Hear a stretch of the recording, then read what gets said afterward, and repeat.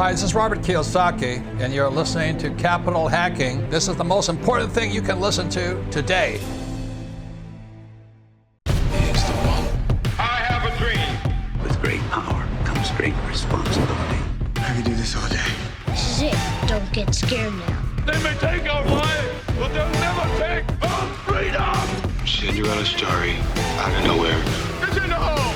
That the only thing we have to fear is fear itself. Capital Hacking begins in 3, 2, 1. Whoa! It's 2025. Welcome back to Capital Hacking. Wow. Guys, put that seatbelt on. Sam Wegert, he's going fast. He's going fast with a lot of information, Josh. He hacks so many things. This is truly capital hacking. You know, so many things can be done if you just intentionally invest for more than one result. And this guy will teach you the hack he had for starting a karate store, a martial arts storefront, which is cool. He doesn't do it anymore. And then he's going to reveal a new niche that some of us are interested in. We had him do the Shark Tank pitch for co-living. Yeah, and it's going to blow your mind because I've really never thought of it in real estate, and we own some real estate. And also, Sam, he bought his first business at 16 years old. So he'll take you through that journey. It's pretty incredible. You got to hear it all the way through. Can't wait to talk to you guys later.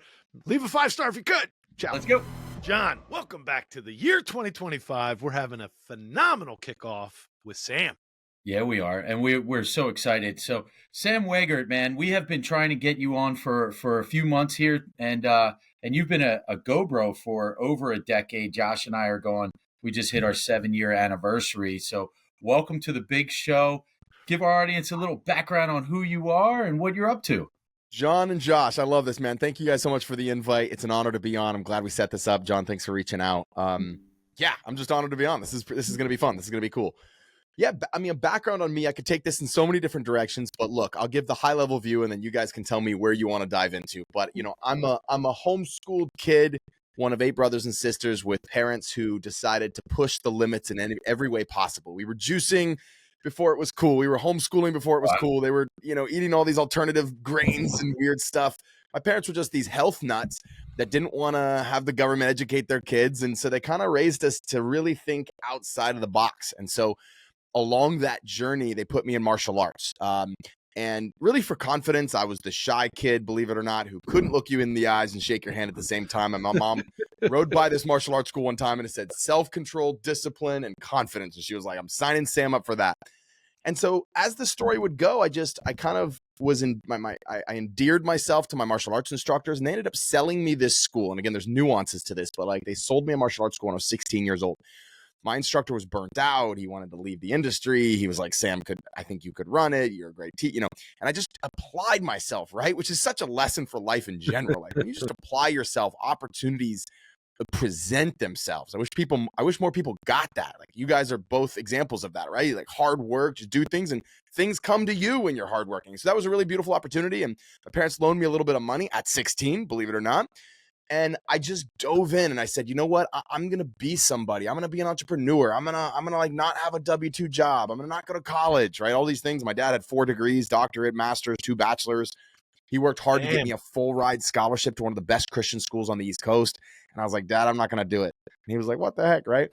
But it was a crazy time. And so I long story short, I scaled, exited that company, and along the way invested in a lot of real estate. And so I'm grateful now to be able to do real estate full time. We manage a bunch of properties. We manage co-living properties, which is like room rentals. We build them from the ground up now, which is really cool. And then we teach people how to do that. And so I'm giving you a lot. We can go anywhere you want to with that, but it's a little bit of background. There was a lot there, and we appreciate that so greatly. Take us from when you were 16 and you purchased the martial arts school. What, like you said, your instructor was burnt out. So yeah, if he was burnt out, were members leaving that gym due to that time frame? And then how did you build it back? And then I think you scaled it from there. That's where I think we start. Yeah. You know, one of my mentors always says that the greatest thing you need for success is hunger, And I couldn't agree more, because there was no logical rhyme or rhythm for why I should have been successful as a 16-year-old. Like none. Like I wasn't crazy smart. I was super introverted. I would like go market and I'd come back literally crying, because it was like very emotionally aggressive for me, because I'd like go in the streets. I'd like go in the parking lot and give people my guest passes, and they'd yell at me and kick me out of places. And I was like this young kid, like getting kicked out. My point is, like, what drove me through that time was just having hunger. Like I wanted to prove to the world that I could be someone. And so, yeah, my instructor at that time, man, he had a dream. My instructor's name was Master Clements, an amazing guy in my life. And he was, his dream was to fish professionally on like the professional bass circuit. Yeah. And he kind of built this school in this tiny little town. And he was like, Sam, it's not as successful as I want it to be. I thought if I built it, they would come, and they didn't come. And so now I'm drowning in some debt. I've got big bills, and I need to get out of this situation. So the gift he gave me as he sold me this school and said, Sam, this could be the opportunity of a lifetime. And he gave it to me. My parents bought in on it. And he said, I'm going to hire you. You're going to have to pay them, but I'm going to hire you a mentor that is one of the most successful guys in the real estate industry. And he hired me this coach, and he left me with that coach. And that was the moment, right? Like all of us on here have had coaches and mentorships. We're part of a mentorship together. We're part of a tribe together. And so that was a really cool thing a gift that he gave me as I moved on beyond that. But yeah, I didn't think about scaling it. I really just wanted to build it. But this mentor really helped me scale, which was really, really powerful. I got to jump in here. So real quick, mom's driving by the front window, and it says 3 things: discipline, self-confidence, and what was the third? Confidence, discipline, and self-control. Self-control. I combined them because I like it. And how old were you when you joined? I was probably 13. Okay, so only 3 years later, you own it? Yeah. Were you like some savant? I wasn't. Martial artist? I wasn't. Like, were you like amazing at the forms and the No, I wasn't even that good at karate is the thing. Like, I really wasn't. Like, I have a brother that trained with me. He went on to he was my first ever black belt. He went on to become a world champion martial artist. And I was always jealous of him. I was like, I'm not as good as my brother. Like, I'm not nearly as good. So there's lessons even in that. Like, drive can overcome lack of talent, right? Or even the fact that you were never the expert karate, but you owned karate as a business. Yeah. Even that must have been a superpower, because you weren't thinking of it as a hobby like maybe the first guy was. Right. I wanted to make money. And I can't believe your family had to buy in. That scares me. And you're 16. My dad had to sign. You guys know what it's like to sign a commercial lease. Like, my dad signed a commercial lease for his 16-year-old, and I'm talking a 6,000 square foot facility. Granted, it's probably like 4,000 a month or something crazy low, but like, it was a big facility, and to him, it was a huge. Yeah. Thing. My dad was not. Yeah, was that a triple net? Triple net lease. Yeah. Oh, that's a lot you're taking on. 6 years, personally guaranteed. My dad was sweating his, yeah. Damn, dude. Hey, here's the saying. $4,000 a month at 6 years. It's still a $300,000 guarantee. Exactly. Yeah, that's a lot of money. Exactly. The saying that I was looking for, Josh, when you were asking that, was my instructor would always tell me. He's like, Sam, you make up in enthusiasm what you lack in talent. Yeah. And I was like, I bring the energy, bro. Like, let's go. But it worked. So Sam, you caught our heart. You're one of 8. Where were you on the team? I was 5th from the top, and middle child as middle child gets. Didn't my parents were so busy with the younger ones that I was like kind of left on my own a little bit. That is true. I got to figure out how to motivate those guys in my family that are in that spot. I want to get them pumped up. Are you a big family, Josh? Yeah, we have 10 kids. I'm one of 2. You have 10 kids? I got the 10 kids. And it's like my calling card. John will tell people, that's like our calling card. But so people joke that must be why we're in the wedding resorts business, so that we can have come up with the kids. But no, it's awesome. So what city? Oh, that was in North Carolina as well. Mm-mm. I know you're in Charlotte. I was in a small town. My dad worked for Liberty University. He was a dean at Liberty. I love Liberty for a bunch of years. Dude, I'm a Liberty graduate. What? That's crazy. What year? And my wife and my daughter's a freshman at Liberty now. No kidding. My dad still works there to this day. He's been there since that school was like in trailers. Wow. Started in trailers. He's seen it grow. He's been there. I think it's going on 40 years he's worked there. That's incredible. I had no idea. he was the dean of international admissions and everything graduate admissions. So any of the graduate programs and the dean of anything like bringing students in overseas, like that was all on him. So that's crazy, man. There's a lot of ties. So we grew up there. So we were like 50. We lived in a little town called Amherst, Virginia. It's like 30 minutes outside of the big city of Lynchburg, Virginia. Which Lynchburg has really grown because since I went to now, it's insane. The city has grown. I mean, Liberty's grown, which grew the city, but it's called Liberty'sville. That's what they call it. Yeah, small world. I'll have to say what's up next time I'm there. So when you took over, I'm curious, when you were 16 and you took over this karate martial arts studio, how many members did you have there then? And then how quickly did you grow? And then did you buy other places? Yeah, the scaling journey was pretty was fairly natural, but I always had I always felt like I wanted to scale. Like, again, there was a drive. There was like, I wasn't happy with one location. I don't think I would have been happy with just one location. So yeah, so we probably had 80 or 90 members when I first bought it. And then we probably grew it to a max of like 150. I mean, it was a small town. This is Amherst. This is probably a town of 2,000 people. Actually, I think that was the population at the time. So like 150, we're capturing like market share, like massive market share. Yeah. But that was good. And that was, we were doing good. Our numbers started to do good. We maximized more. We sold more events. We sold more belt graduations because martial arts, you got all these ancillary ways you can make cash, right? So, I started to learn that business, Funny side note, everybody thinks belt ranks, like white, yellow, orange, green, blue. Everybody thinks those are like thousands of years old. Like, oh yeah, like back in the day. They're not. Like belt ranks are some guy 60 years ago who was like, how do we give students a sense of progression and charge money for every time they level up? And he implemented this like massive belt ranking system. Just a total fun side note. So that's one of the ways that you can generate revenue. And it's a valuable way to generate revenue. Students are getting a symbol of success around their belt and all of that. So it's really cool. But anyway, all that to be said is I then realized that I was in too small of a town, right? Like you want to go where the people are. You want to go where the money is, right? This is why the tech guys moved to Silicon Valley or whatever the big city. Denver is becoming real big now, right? But like, so I moved to Charlottesville, Virginia, where UVA is. And that was where I launched my second official location. I put my brother in charge of the first one. And I said, I'm going off to the big city. Now, the big city, Charlottesville, is like 70,000 people. So it's not a big city, but to me it was because I was raised in that small town. So the way that I started that school, I love, there's a book called The Lean Startup. I don't know if you've ever heard of it or read it, but it's all about, it's about how do you do a lot of these things with no debt? And so what I did to launch my second school with zero debt was I went to a hotel and I said, give me a little conference room 2 nights a week. And I said, how much would you charge? And the conference room was like 20 feet by 20 feet. And they said, we'll charge you $400 a month. So this was right next to UVA. So I said, great, I'm going to rent it. I'm going to come in. I'd set up my little martial arts studio. I'd push pin my like student oath banner to the wall. I'd put my uniforms out and I just started selling memberships and I started pitching people on a vision. I was like, we're going to be here for like 6 months. Then we're going to go get a real space. But I had no idea of where that real space was going to be. I was just pitching them on the vision. Our first month, I'll never forget, we grossed $10,155. Gross. But my expenses, and keep in mind, I'm like 18 at this time because I've been running that school for a few years. I was like 17, 18. And I was just like, this is more money than I've ever seen. And I didn't even have any bills. I paid the hotel that I was renting $400.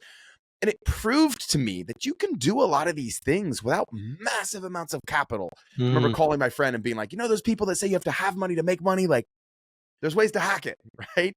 And I felt like that was kind of a hack. And so I just went hard after marketing and grew that school. That school went on to become the #1 school. Let me not overbrag. That school went on to be in the top 1% of all martial arts schools in the nation under my brother's leadership. I built it. I turned it over to my brother and he grew it in terms of number of students, how much it was grossing every month, how many black belts they turned out and how many those black belts stayed active. It was a beautiful, very successful school and still is to this day. It's still active. I've sold it, but it's still active and doing a really great job. And is it featuring the college students? You're saying it's near UVA. Yeah. We get a bunch of college students. It's not our main market. Our main market is like families with kids. Yeah. Just because that's kind of you're so passionate about that. Who's the famous guy who helps people market the gyms these days? Oh gosh, what's his name with all the books? Alex Hormozi. Alex Hormozi. Yeah. Did you ever read any of Alex Hormozi's stuff about gym growth? Oh yeah, his books changed my life, man. I'm trying to think. I have a couple looking of for the books around here somewhere, but yeah, I love his books. Okay, so did you implement any of his key strategies? Like, what would be something we could share with the world? I didn't honestly implement any of his strategies in my martial arts business. I didn't discover him until I started teaching real estate. Oh, okay. Teaching real estate. When I started teaching real estate, Alex helped me craft I read a book called $100 Million Offers, one of the most powerful books. If you want to be in the high ticket, and I'm talking $10,000 to $40,000, $50,000 education space, which is the space that I'm in right now, you can't not read that book. It is he teaches you how to design an offer that people will say yes to. That is tens of thousands of dollars, and it's just it's brilliant. It's so we're gonna put you to the test then. All right, I'm ready. Let's go. Current $100 million offer, however Alex says it. What is yours right now? Yeah. This is by the way, this is a show that the guys over at Shark Tank use to figure out who they're going to put on Shark Tank next. Right now, let's go. I'm going to hit Q, and they're going to go ahead and make your pitch to the Shark Tank boys and ladies right now. Go for it. What's your 100,000? So you want me to pitch my offer? You want me to pitch on how to do it? I want you to pitch your offer so we can dissect it if you don't mind. Oh, well, my offer is really simple. My offer is like, if you're out there and you want to generate the highest returns in real estate and not have to do anything, like literally just get a paycheck and have my team, who's been doing this for a decade, find properties, rehab those properties to co-living specs, which is room rental specs, then market those properties and then fill them and manage them, and you get a check. That's our biggest offer. That's a $40,000 offer. And what's the name of that? That's my Inner Circle Platinum program. From what business? Yeah. That's like my coaching program in real estate. But I mean, what's the name of the coaching program? Sorry, Scale Your Real Estate. Scale your co-living real estate. Yeah. And 40 grand one time or 40 grand every year? 40 grand one time for a year. Sorry. No, it's a year membership. Yeah. And you can get as many homes as you want. We just launched a program where our team will actually even ground up develop a property for you in that program. I'm a little confused, I have to admit. So I give you 40 grand. You are going to find the piece of real estate in what city? Is there a few cities you work in? That Charlotte and Asheville. North Carolina. Yeah. Asheville, North Carolina. Interesting. Yeah. All right. So you're going to find a property. Where's the money going to come from? You're going to buy it. We're facilitating it. Okay. So it's 40,000 for you guys to do the groundwork. That's right. And then you'll manage, but there's got to be a management fee that you guys charge as well, right? Of course. Yeah. It's 15% management for room rentals. That's standard for this industry. That gets turned over to the management company after the home is bought and ready. Yeah. But in the meantime, what's the typical model? So go ahead. Is it $1 million buy and build? And do I usually use an SBA loan? Do I usually use a HELOC? Co-living, you can do a bunch of things. I mean, you can do, we have a lot of students that'll use their second home loan to buy their first co-living home. The most common thing is just using a DSCR loan, like some sort of a debt service loan where you're putting 20 or 25% down, and and you're getting your interest rate, and we're facilitating the loan, and then we're buying it, and we're getting this, usually a debt service loan. I like it. Right. So it's 20. So, okay, let me understand here. 40 grand for the program. Then you're putting down 25% on the DSCR loan, right? Yep. 20 to 25, depending on interest rates. 15% management fee. So what is the average purchase of one of your quote unquote students when they're buying how much does it cost to buy one of these properties? A property value in our town is going to be anywhere from, on the low end, $250 in Charlotte, probably Charlotte or Asheville, to the high end, maybe $450. So we're buying properties for co-living that are $250 to $450. And maybe just to back up for a second, I think this will make more sense to listeners if I just share, so what I'm all in on right now is a strategy called co-living. That's taking a single family home and converting it to as many bedrooms as I can as an affordable housing solve. So I'm renting a home by the rooms. So we're taking a home that would normally rent for, say, $2,000. We're implementing our model and we're renting it for $800 to $8,500, right? Because we're maximizing revenue by renting a bunch of rooms instead of just renting to a single family. So that's the model. But there's a lot of nuances in implementing and managing that model. Now, you can go do it on your own, or if you would like a done for you way to do it, then my team will come in and actually do everything for you. Yeah. So that, by the way, let's dig in. So now you've done a great pitch. I think you're right. I threw you off there a little bit. Good news is you failed at the pitch for Shark Tank. They're not inviting you on. Damn I it. know that because I had him here on the side. They already said, nope, not good enough. I need it to have like a cutesy little graphic, and it needs to have a soft cushion. The horse and, pants. You They see got the to be horse able to pants. try it on at the show, and they got to taste something. So you don't meet any of those criteria. So here's my point. The big thing that I always got confused about with that industry, is the zoning requirements usually say 3 unrelated parties cannot rent this place, or 4 unrelated. Describe what I'm talking about, because I know I'm not using the right language, and then tell me why that's no longer a problem for you. Yeah, I'll say it like this. Many cities in the United States have completely outdated and discriminatory zoning regulations that read a lot of times like, well, I'll just read you the one. I'll just read you a county. Here's a county we came across in Atlanta recently. Here's how the zoning reads. You can have 5 unrelated, unlimited number of related, and an unlimited number of domestic servants. So we got everybody together. Just made them sign this thing that said they're domestic servants. There's 12 of them living in a house. Like that's how crazy some of these. So all these laws. I've never heard this before. Is that just a? Oh, this is super common. Are we talking about pre-Civil War type stuff? Is that where that? No. We're talking like post World War II.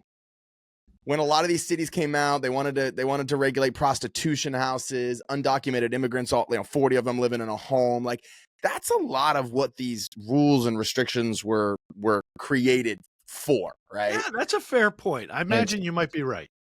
Hi, this is Melanie McCallan. Josh and I are just so grateful for the many investors who have already joined us at Accountable Equity. Accountable Equity is so much more than a capital group. It's really a community of accredited investors that want to learn and grow together. I just want to personally invite you, if you want to find out more about this type of investment and see if it's right for you and your family, please visit us at accountableequity.com. Hey, it's Hal Elrod, author of The Miracle Morning, and you're listening to Capital Hacking. Enjoy. But they're all 50, 60, 70 years old. They do not take into account a lot of what we're doing, which is coming in, professionally managing a place, bringing people together that are frankly acting like a family. In the United States, we have this thing called the Equal Access Rule. It's a federal rule, federal law that basically says it takes a stab at defining family.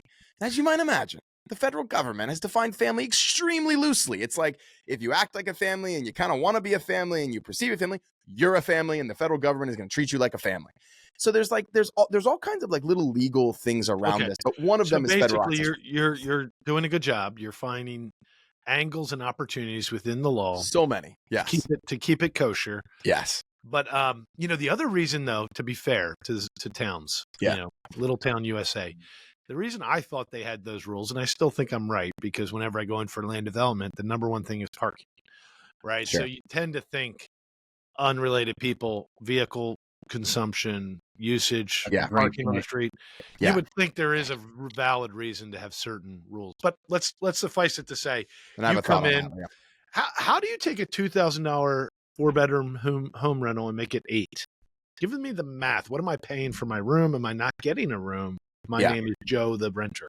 Yeah, and I want to say a quick thing about the parking. First of all, almost every city that we've dealt with, even in North Carolina, which is not like the most populated city, is trying to drastically reduce.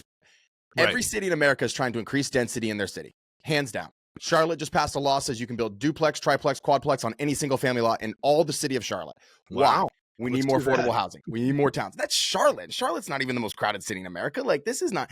So and then Charlotte just passed a big thing reducing parking units per. I don't know if it was around multifamily, if it was around duplex. I forget. But anyway, some big parking thing came out. Don't quote me on that exactly. But then keep in, and also with co-living, we're close to, a lot of times we're close to public transport, and we probably have 30 to 50% of our people actually have. Oh wow! Right. So it's not that's we're shocking. solving affordable housing, right, in a big way. Your question was, okay, take you through the math, because I'm all for the model. And basically this model goes to a principle of capital formation or of wealth creation that says if you take the thing that was meant for the bulk and you divide it to the smallest, you tend to sell the smaller as a higher ratio than the bulk. For example, land development, tract houses, anything like that. So basically, you're saying one earning income could pay $2,000 for that house. Yeah. But 4 or 6 earning incomes could pay how much? You said something like 2 to 8. Now, the reason that throws me off, because if you want to just think of it as bedrooms, if you divide the 4-bedroom house into, are you adding 2 bedrooms somewhere? Or are people roommates together? Are they bunking? Yeah. What are they doing to get that number so high? As much as it might blow your mind, we're adding 5 rooms, 6 rooms. No. Now that also seems to violate zoning, because these houses say how many bedrooms they have in them. By the way, I'm sorry. No, this is a good conversation. This is a great show. What zoning You're either going to get a bunch of clients after this show, or people are going to send you hate letters. Either way. Either one. I'm used to them both. It's okay. It's okay. I have actually, this is a genuine question. You guys are in development, so I'm curious. I've never come across a zoning code that says how many bedrooms you can have unless it's on a septic system. What am I missing there? Well, I don't think in a single family, in a home. I mean, John obviously invests in tons of houses, but when you buy it, John, it says it's a 3-bedroom house. And if you try to make it a 4th-bedroom house, you typically need a permit for that, even if you're just changing the use of the room. But permits aside, as long as it has egress and a door and a closet. But you're not necessarily changing zoning. You need permits for that kind of thing. Yeah. If I go to the city and I say I want this to be a 12-bedroom home because me and my wife are having 11 kids and I want them each have my own room, they're still a single-family home. And by the way, Josh, you've got 10 kids. I was raised with 8 kids, 2 parents, 10 people, 1,900 square feet on a 3-bedroom septic. By the way, homeschooled, so we're home all the time. And everybody's like, well, it's crazy. You have 10 people living together. I'm like, guys, I'm putting 10 people in 3,500 square feet. This is luxury compared to what I was raised with. And I was home all the time. Right. So I say this to say, but therein, by the way, lies the constitutional argument that some of the biggest tech companies in this space are going to make. And they've already won in smaller courts, but they want to take it to the Supreme Court. And herein lies the argument. It is unconstitutional in our opinion, and obviously this will have to be fought out, to provide rights to somebody based on familial status on one end, and on the other end, you're just saying, oh, you're not related. Well, we're all actually related. Like, what does that actually mean? Like, how far back do I have to track before I can tell you I'm related to this guy? Right? It's a weird gray area that is really, and again, there's even more sophisticated legal strategies that we use. Like we use a membership agreement system where I actually don't lease my house. I've actually heard 10 that. people. Yeah, that's the trick. I thought was the technique. I lease my house to one other company, and that company has hundreds and hundreds of members. And that one company rents my house. So if insurance comes to me and says, Sam, how many people are you leasing your house to? I'm like, I don't know. I just have this one lease agreement with this company that I signed. Gotcha. Or the city or whatever. And so it gets even more deep than that. But I'm passionate about it because this is how I grew up. And my parents were always bringing in other people. My parents had like 2 Chinese kids staying with them. They had, they're always like, so we had 12, 14 Sam, people in this little house. I'm telling you what, the good news is I'm 100% behind this strategy. I freaking love it. I think it's awesome. I want to learn the program. I want to join your program. So hold on. I have a burning question, by the way. $40,000, John. Let's go. So let's say cash on cash. Okay. Let's say I buy into the program $40,000. Yeah. I buy a house, it's $400,000. So I put another 80 plus closing costs into it. Yeah. So now I'm into it for 90, but with that, I'm into it for 130. What's the cash on cash return on average with the co-living? Yeah, it's going to 100% depend on what city you're in. We see different cash on cash just based on the city and the price points. But we have a team that goes out and acquires deals for people. We won't even present it unless it's a minimum of 15% cash on cash deal. Okay. But we see deals come in at 25. We'll see a 30%. We'll see a 35% deal come in. And obviously cash on cash is largely dependent on how you finance it, right? Like if you're coming in with a second home loan or you're doing something more creative or, then you can get higher cash on cash. But if you're just talking standard, I'm putting 20% down, DSCR loan, you're looking anywhere from 15 to 30%. Okay. You know what I always love about strategies like this, I wish I would have done with my own mother-in-law is, in the end, if you finance it in an amortization, you'll own it. And at the end, technically it's a house.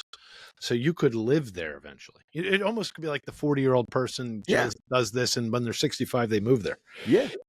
I got a guy, Thomas. That's exactly what he does. Thomas is one of my students. He lives in Florida. He bought his first home. He didn't need the whole home. His girlfriend is in the Philippines or something. He always travels overseas and he rents out 6 rooms. And then he was like, he bought the home down the street. because he was like, I'm just going to do it again. I'm going to live in he just like lives in like the smallest room because he's always gone. So that's his strategy. And he makes like $5,000 a month between his two homes. And like, that's enough. He drives Uber for fun and like, great life. Like, that's awesome. Great life.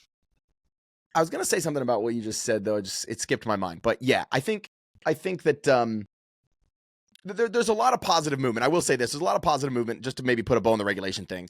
We've had multiple states, Colorado being the most recent in July, that came out. The governor came out and just basically said, guys, we don't care how many people live in a home. Why is the government even regulating this? If 8 adults or 9 adults want to get together and share a home together, that is none of the government's business. And he outlawed he made it illegal. He made a state statute that made it illegal for any local jurisdiction to manage the unrelated people in a home. Powerful, huge. Just basically, he's coming on being like, Colorado needs more affordable housing. It's a huge problem. U.S. Department for Housing and Urban Development now allows you to, well, they've allowed this for a while, but they made it public recently. They now allow you to use housing choice vouchers for a room. Really? Okay. Wow. And in Charlotte, it's like $850, $900 for a room. It's like, it's not like small money either. It's good money. So Sam, I know John has a final question. I have a final question. Yeah. We're always going to let you have a chance to share how to get back to you, but I think this entire thing was an infomercial. And this was awesome. I already scheduled a small amphitheater to do this infomercial. I have cameras, and I'm going to have we could grab a room in Utah with everybody. Yeah. So real quick, wait, where you guys live in Utah? I'm Philly. No, You're but Philly? Aren't you going to be in Utah on Sunday? Aren't you going to Utah? Okay, that threw me for a loop. I'm going to be in Utah on Sunday. Yes, got it. Hey, crazy story. So I needed a ride to Snowbird at the events. But I reached out to this lady was on my podcast. Now, this lady on my podcast, she's 26 years old. She's got 5 homes in Utah, in Salt Lake City, and she freaking arbitrages them. And she's young. She's making $1,000 a month per home. She rents the home from a landlord, fills it with 6 to 8 tenants, and just gets the difference on the cash flow. She rents it for whatever. She said, I rent for about $3,000 and rents it for $6,000, but once her expenses, she makes $1,000 per house. So this 26-year-old's making $5,000 a month of these homes, doesn't own any of the real estate, and it's just learning the operations game. So I'm touring some of her homes, and then she's driving me to snowboard. But anyway, that's a whole nother like piece to this puzzle is like arbitrage. It's not crazy popular, but it is a thing. And I just want to like go research and see exactly how she's doing it. No, it's awesome. Kind of a sidebar, but anyway, I want to say that. Love it. We love it. Where can our listeners connect with you? Because I know a lot of people be interested in speaking about this. Yeah, I do a lot on Instagram. At Sam Wegert is my Instagram, and then we run an event probably once a month where it's just a free event and people can come. It's like a big webinar. It's a 5-day webinar is really what it ends up being. And it's completely live. It's not pre-recorded, and it's a deep dive into how we do it legally, how we do it, how do we set up a home, how do we find a home, how do we do whatever. And we have a lot of programs that are less than $40,000. I want to say that for the listeners because I know I threw that out there. Josh, you caught me off guard with the pitch, but like we have different programs and coaching programs. That's just one of our highest level programs where we're like very intimately involved with our clients, getting them. I mean, one guy came on and said, one guy just enrolled last month. He said, Sam, I'm buying 25 homes with you this year. I'm paying this price. We're going all in. I'm cashing out my 401k. Like I'm literally all in on co-living. We're like, let's go. Like we and our acquisition team goes to work for him. But I say all that to say is if you go to www.scaleyourrealestate.com, you can register for you can get on the waiting list for the next 5-day challenge where you can deep dive into how we do co-living. I love it, buddy. Sam, can't wait to see you in person. You did great. Yes. Thanks, Josh. Thanks, John. Sam. Appreciate you guys. Cheers.